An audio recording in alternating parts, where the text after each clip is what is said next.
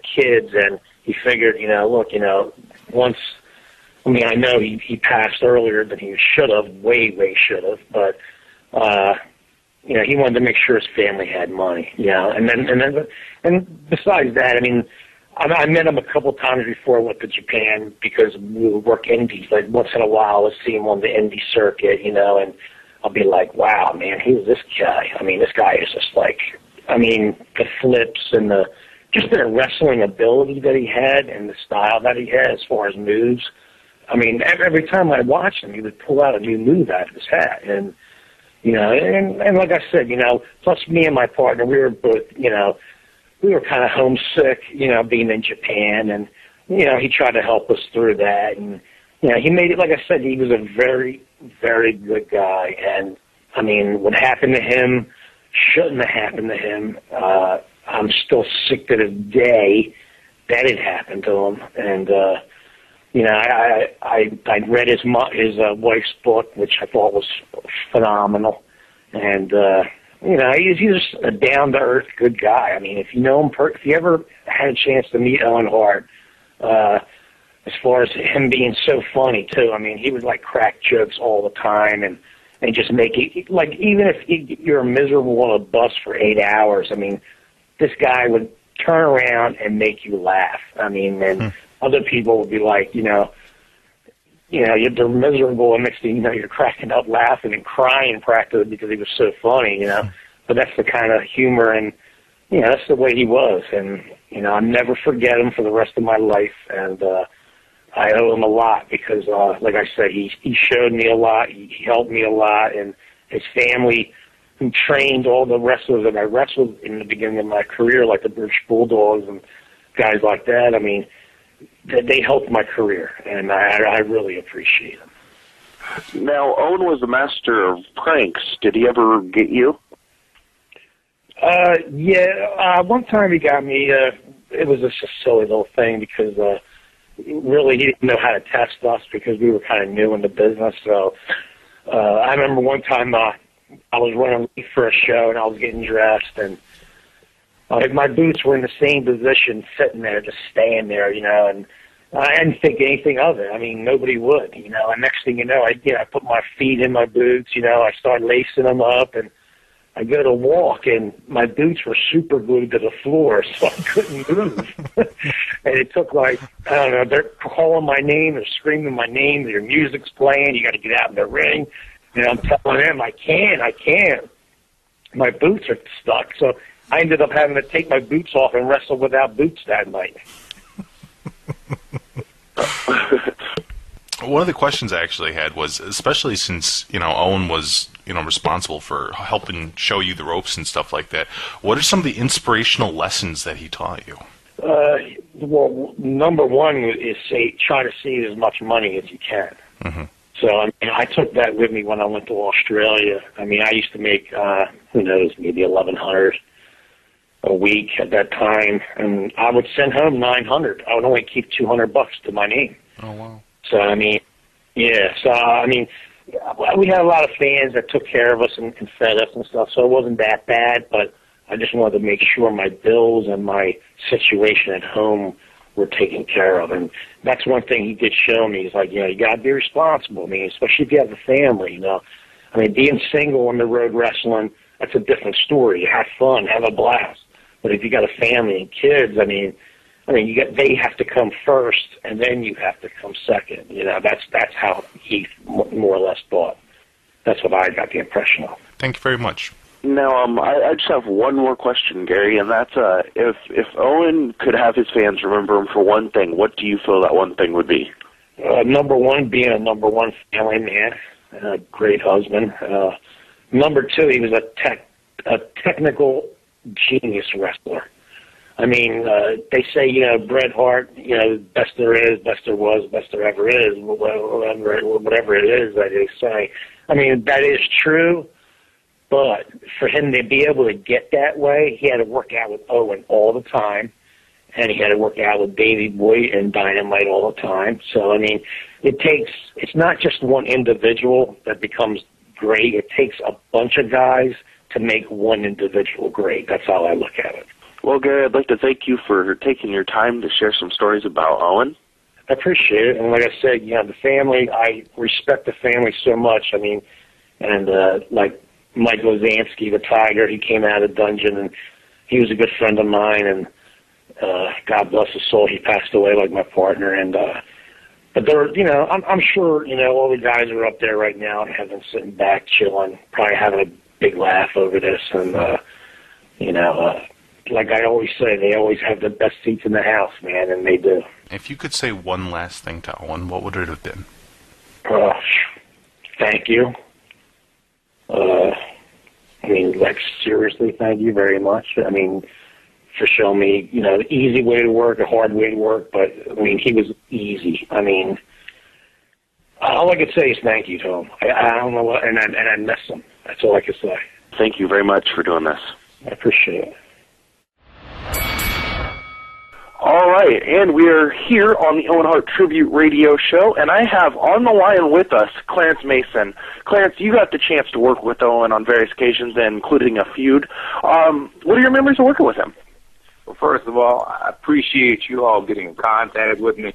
It's a pleasure to be on the show to help celebrate or commemorate the life of a very, very good man, and to remember, go back on down memory lane about somebody as great as Owen was. Owen was an absolute phenomenal talent in and out of the ring, and was an absolute joy and pleasure to work with him. Now, Owen was a major ribber. Did you ever get ribbed by him, or did you ever witness any ribs? If so, would you care to share? Everybody got ribbed by Owen. He was in the locker room, and he let out a major gasser, and was just totally man, if you lit a flame, man, the methane would probably blow up the entire locker room. He was just that kind of person. That wasn't pleasant, but that was just who he was. If it wasn't that, he had this here way of I remember one particular time he rigged this door, and he had a bucket above the door, and I don't know whether the person was intended who he got, but the victim of the water in the bucket above the door happened to be the Undertaker. That wasn't very, very pleasant. But interesting enough, that wasn't the worst of them all. I think it was one of those Slammies years ago. I knew we were in New York, and Owen was up, and Owen was supposed to announce the winner. And I was supposed to be the winner of this Slamming. Had my speech and everything ready to go. I was on cue, and Owen announced himself as the winner. Well, as he's going back to his table, this guy who's in the who's part of the staff there, who was serving the wrestlers and the guests and people who were there, he pushed this guy intentionally so that everything he had fell over. Well, it fell over on Vader, and Vader in the hotel in the ballroom of the hotel, Vader gives chase, and this is totally unscripted. And Owen really, really rubbed Vader the wrong way.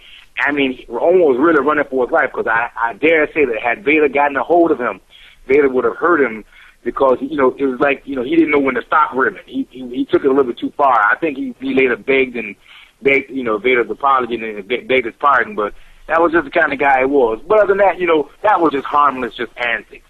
Owen was just a good guy. He took him for what he was, and but he was all right with me. I never had any problems. He would always show me things, teach me things. Sometimes I didn't even solicit the help, but he realized that I was new to the business, and he just wanted to he just wanted to help me out whichever way he could. So I didn't have any issue with that whatsoever. He was just a great person all around. Now, if there's one thing that Owen wants fans to remember him for, what would that be? Owen was a leader in the locker room, from the standpoint that he never tried to. He was very comfortable in his position with the company, if I can say that. You have some guys that are always concerned about their spot. I don't even know what spot means, but they're always concerned about their spot. But Owen was very, very comfortable in his skin. He knew that he knew that he was a good talent, and that whether it was there with the WWF at the time or whether it was with another company, he was, he knew he was enough of a talent and enough of had enough of a persona and had a character that he could pretty much go anywhere and he could work. So from that standpoint, like I said, he never alienated anyone.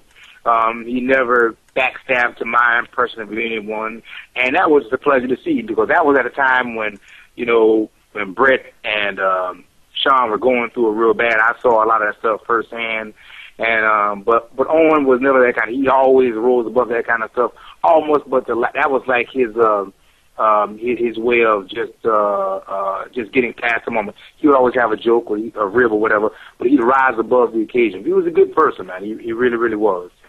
Okay, now, Missionary, do you got anything you want to ask Clarence Mason? Yeah, I do. Hey, Clarence, how's it going, sir?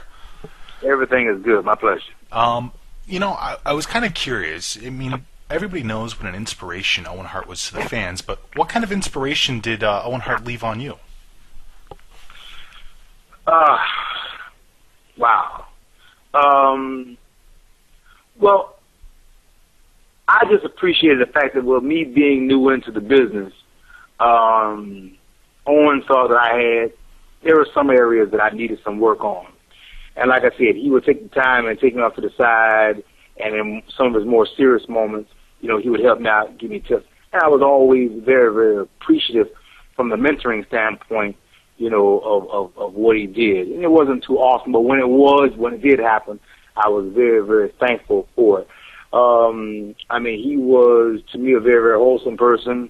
Very, very serious about his craft. He had a very, very good work ethic. When it came down to execution, he didn't settle for anything. It had to be excellent. It had to be complete, and he didn't want anything less than that.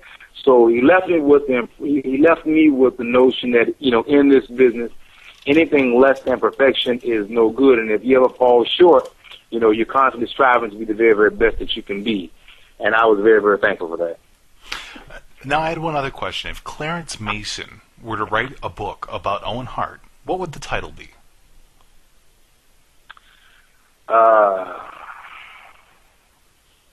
That's a good one.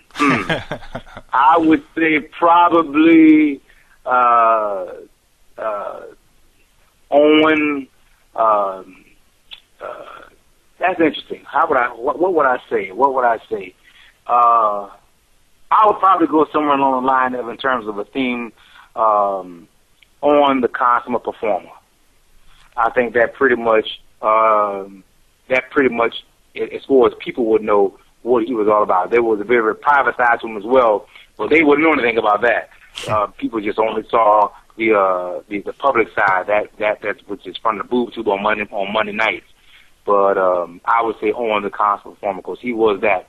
He was indeed a great, great talent, a great performer, and he did his job, and he did it very, very well. Thank you very much, Clarence. It's been a pleasure, sir. It's all my pleasure. I do thank you all guys for remembering Owen.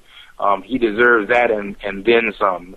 His death was a loss, first and foremost to his family, and secondly to the wrestling fans all over the world. Somebody like that left way too soon. But we don't have any control of those matters. Life goes on. We do what we can. But it's good to remember a talent like him. It is absolutely good. I appreciate you all doing this. Thank you very much. Take care. All right, and we are here on False Account Radio and the Wrestling Soup as we are doing the Owen Hart Tribute Radio Show. And on the line with me, I have Bill Alfonso. Bill, you got to work with Owen on various occasions. What are your memories of working with him? Well, I sure did work with Owen when I went to WWF. Let me give you a quick background on me and how I relate to Owen. I started for Eddie Graham in the 80s, and Owen was already, he was born and raised into the business, and we had heard of Stu Hart. Of course, I was not stuck, but we were in territories. I was in the Florida territory, and of course, we would get guys from Calgary, from Owen's dad, Stu Hart, the Dungeon, and all that. So his name was around since I started. And then I went from Florida to Ted Turner. Then 93, I went to Vince. and Owen was there, and of course Brett was there, and I got to work